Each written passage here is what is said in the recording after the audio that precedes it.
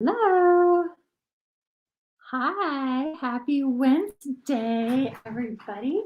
Um, I decided to do a live stream today on some of the ways that I personally have blocked opportunities and abundance in my own life and things that I commonly see other people doing either online or people that I've mentored and coached with local businesses just throughout the years with all of the marketing and classes that I've taught. Some of these things can really be ways that we can miss out on opportunities and not find opportunities that are there and not be able to take advantage of them. So what made me think of this is last night I did an interview that should be coming out in just a couple of days with some of the folks from MT Banquets, which is an event that is coming up here in North Carolina in just a few weeks. So if you are in North Carolina and you're a wellness professional, check out MT Banquets and what that event is all about.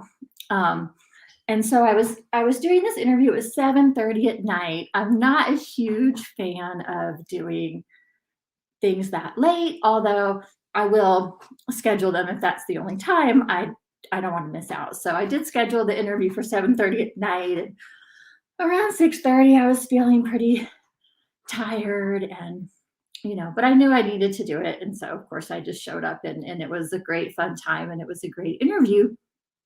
And then I got a message later that night for an additional opportunity. And I just thought, what if I had said, oh, well, I don't work in the evenings or set some kind of strict boundary like that up for myself? I would have, one, missed out on the interview and two, missed out on the follow on opportunity. And a lot of the times that's what we can do when we say things like, I don't work for free.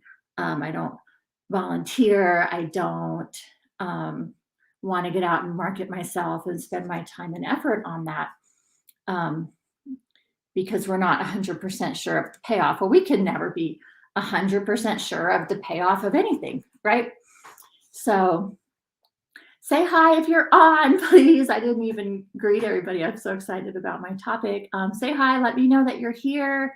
If you're watching the replay, let me know that you're watching the replay. And think if there are any times, if any of these things sound familiar to you, where you may have um, blocked opportunities for yourself.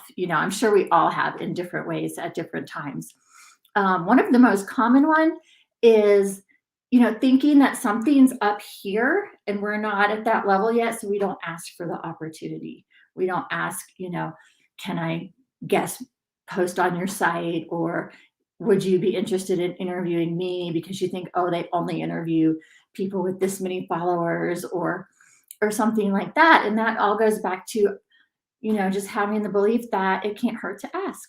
Sometimes asking for one thing can lead to an opportunity in another area. Um, this is something that I learned about advertising. It's easy to assume that you can't afford certain types of advertising, like radio advertising, um, print magazines, whatever it is, just whatever is coming your way. So, one thing I've learned to do is absolutely, if I see something that looks interesting to me, I don't assume that I can't afford it. I just go with the energy of, you know what, I'm going to check into this. I'm going to see what the deal is. I don't know. I can't afford something until I know absolutely all the details of the prices. And I did that the other day with looking into some text message marketing, which is something I thought might be cool and fun to try. And I still think it is. And I haven't found the right platform yet. But I had a great 30-minute talk with a lady, and she told me all about their services. And, we determined together that no, it wasn't appropriate for my size of business or my budget, but it did not hurt to ask. And she had some recommendations and some referrals for, platforms that might be better for a business like mine. So it's just, you know, not blocking yourself before you've even given something a chance. So asking for whatever really um, catches your attention, anything that you think, man, that would be awesome. I wish I could do that. I wish I could be a part of that event. You know, it can't hurt to ask how to do that. And then to get all the details, sometimes things are negotiable. Sometimes you'll get on a mailing list and later on there'll be an opportunity that comes up that's more in your budget or more something that you would want to do. So, which brings me to my next thing, and that is being in a scarcity mindset can block your opportunities. Not paying for any kind of advertising to put yourself out there. Um, I started advertising on Facebook back in 2014, spending $5 a day. And I could have looked at my budget and said, well, $5 a day is $150 a month, and I could use that money to pay off this bill or this other thing. But I knew I wanted to invest in myself. And people tell me all the time, they're like, oh, suddenly you were just everywhere. And I'm like, it wasn't sudden at all. I was steadily doing my thing for probably 2013, 2014, 2015, and about 2016, I kind of feel like I got more in, more to where I was getting more referrals. People were saying, oh, Gail's the go-to person for massage marketing or for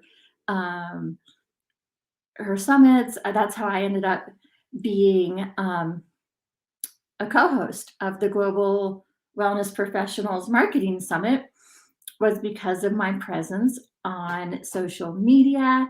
That's how Tim Cooper found me, and we ended up connecting, and I had the opportunity to co-host that summit for 3 years, which was huge. That grew my email list. That I met so many people from doing that has led to more and more opportunities, all because of that little $5 a day investment in myself, in my business, in my brand. That one thing leads to another. So another example of that would be not paying for tools that help you with your business, not paying for that social media scheduler so you can be getting out there more regularly and more consistently, not paying for an app like StreamYard. This is a block that I just recently noticed about a week ago, because I wasn't showing up. I wasn't doing my live streams, which I was very consistent with for several years, and I kind of fell off of doing that. Mostly because back in the winter, I got a face peel that went terribly, terribly wrong. And I feel like I could show up, but then I got out of the habit. And then when I started thinking about doing them again, I just let myself get into this cycle of, well, should I go live in my group? Should I go live on my personal page? Should I go live, on my Facebook page? Where should I go live? And then once I went live, I had to share it all over the place. And that, would be an extra 20, 30 minutes of work after I did the live stream, when there's simple tool to help me get my live stream out to right now on 4 different platforms simultaneously, right? So that is well worth the money. I just was kind of, we get into these cycles of these blocks, and sometimes we don't notice them, we don't see them, we don't realize what we're doing, right? So, so investing in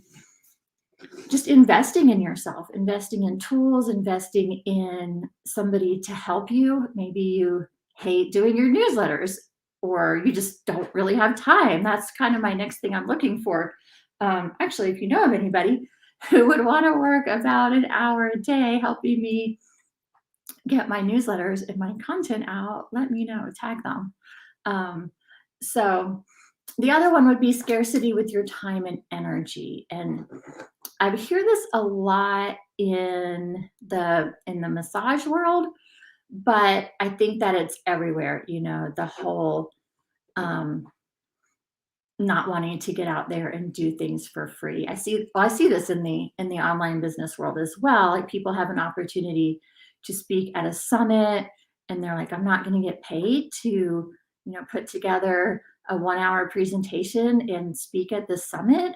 And, they're not interested. Well, to each their own, but I have found that that is planting seeds in your business. That's planting those seeds that um, you don't know what's going to happen from that. You don't know. You may get a great client a year from now. I had people speak in my summits that were maybe a little discouraged. They said, "Yeah, I didn't get quite the response that I thought I would get," and then recontact me a few months later and say, "You know what? I ended up getting 2 new coaching clients from being in your summit, and I really appreciate the opportunity that you gave me."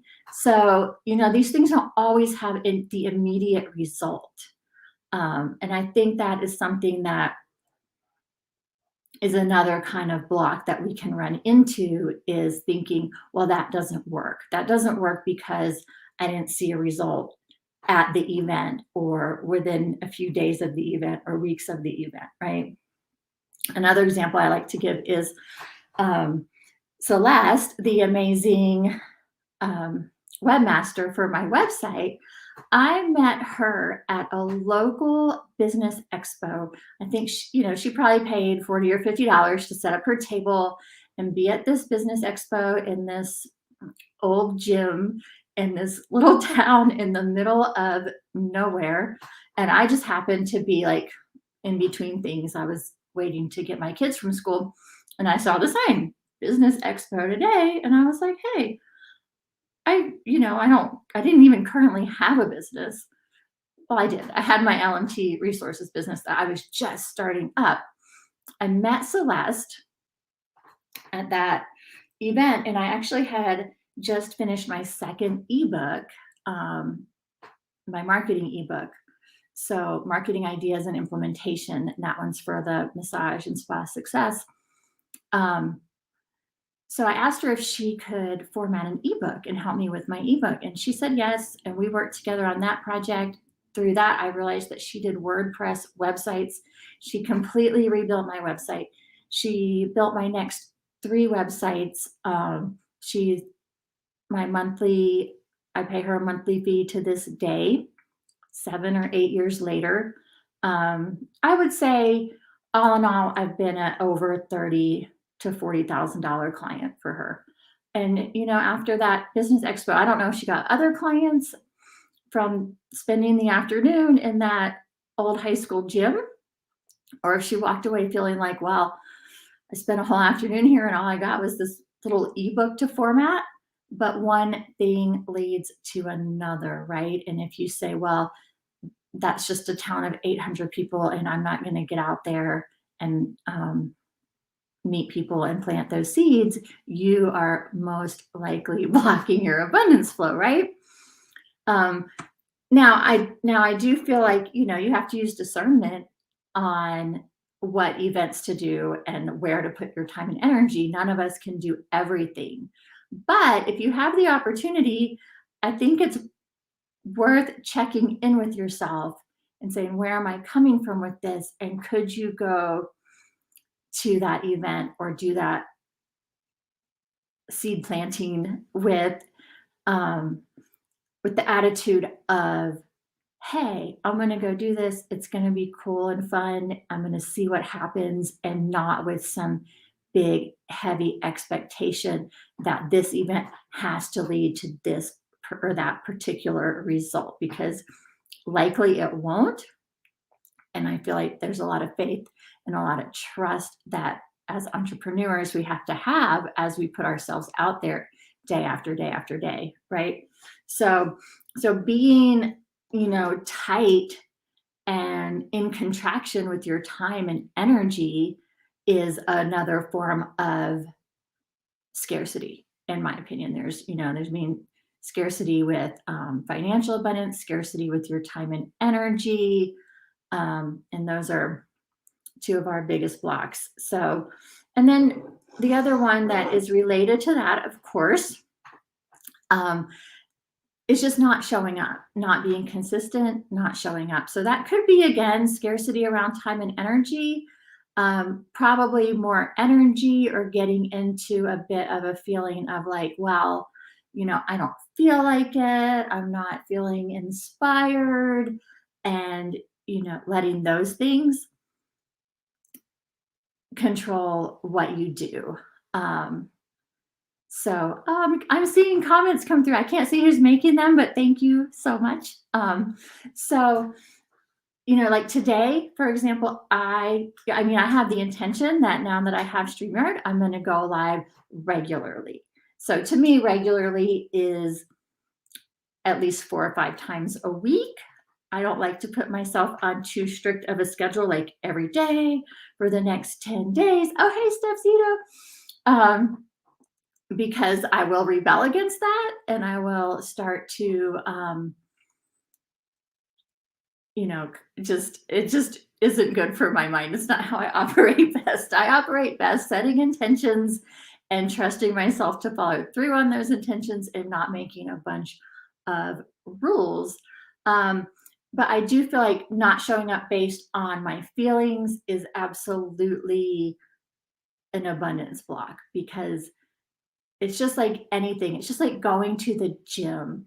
Like I often don't feel like going out and getting my workout in, whether I'm just like going for a hike out in my neighborhood, or going downstairs to work out, or going to work out with a friend. I'm often like, I wish I didn't have to do that. But once I get there and I get going, after a minute or two, I'm like, oh yeah, I'm glad I'm doing this. And I know when I get done, I will be happy that I did that. I don't think I've ever done a workout and said, I wish that I didn't do that workout, right? So just being able to set your feelings aside and focus on, but how do I want to feel tonight, when I'm going to bed, when I'm drifting off to sleep, and I look back over my day, and I want to have that feeling of, yes, I did everything that I could do today. And now I can, sleep soundly and without any feelings of, oh, I wish I had done this and I should have done that. When you know that you did all that you could for that day, then you can, put your head on your pillow at night and know that that's it. Like, you can release, you can surrender at that point, because you've done everything that you could do. And that to me is being really in a state of flow, in a state of abundance. So operating from, what are my intentions? What are my desired outcomes? How am I going to feel at the end of the day? And then also, but I'm very much a fan of going with the flow. So I didn't feel like doing this live stream because I was tired. It was like 4:00 in the afternoon. And I gave myself, instead of, you have to turn on your computer and go do that live stream, young lady, I went outside to my comfy yard chair. I put in my headphones. I did a 20-minute meditation. I got up. And by the time I got up, I had the idea for this topic. So it's like, okay, I don't feel like it right this minute. That doesn't mean I'm not going to do it. What do I need to do in this minute, knowing that I'm still going to do my live stream today? So anyway, those are some of the ways that we can not be in flow and not be in and block some of our opportunities in abundance from showing up for us. So, and that being said, I have a belief that it's even like my email signature most of the time, and it's just that opportunities are everywhere, and we keep our eyes and our ears open and our hearts open and stay in expansion, and those opportunities are going to show up for us, especially when we show up for them. So that being said, thank you so much for joining me. And I would love to invite you to my new program that starts next week on Wednesday, 1 week from today, called Money Flow and Marketing Flow. And it is all about getting into that flow with money, with the receiving of money, with the, letting money be a cycle that comes to us, and we spend it abundantly and we receive it abundantly. And the same with doing marketing from a place of flow and not a place of, I have to do this list of things or else these bad things are going to happen to me and I'm not going to be able to survive and pay my bills, right? We want to do marketing from a place of expansion and wanting to call in our ideal clients and joy. So, we're going to talk about some ways to do marketing from that place and to do it all from a place of flow, which is, being mindful, being in the moment, being in today and not in, you know, the end of the month, the end of the year, or even, further than that. So check out the money and marketing flow workshops with the link and let me know if you have any questions at all. And thank you so much for joining me. And I will see you guys tomorrow. Bye.